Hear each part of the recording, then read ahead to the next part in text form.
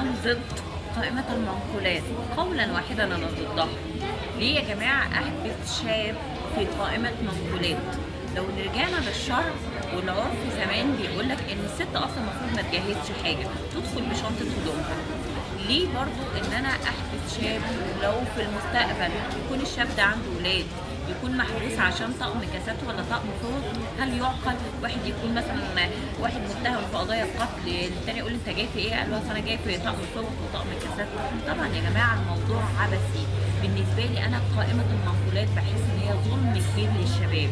طبعا في ناس هتطلع وتقول طب ما دي حفظ للحقوق.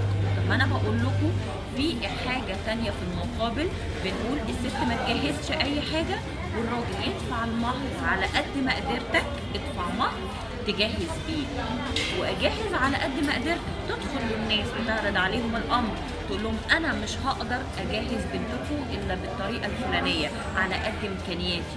وافقوا كان بها اهلا وسهلا، انما ما وافقوش هتعرف ان قائمه المنقولات جرت املا في المستقبل هتاخدك للسجن. وللاسف النفوس والضمائر اتغيرت مع اول خلاف. اول حاجه الست بتعملها بتروح تسحب على اسم الشرطه وتتعرض ضدك محضر، تبقى ماشي في كمين، بتجدد رخصتك، بتعمل اي حاجه تلاقي عليك حكم قضائي بسبب شويه فوق وبسبب النيش وبسبب حاجات عبيطه. وعشان كده انا دايما اقول انا ضد قائمه الخطوه.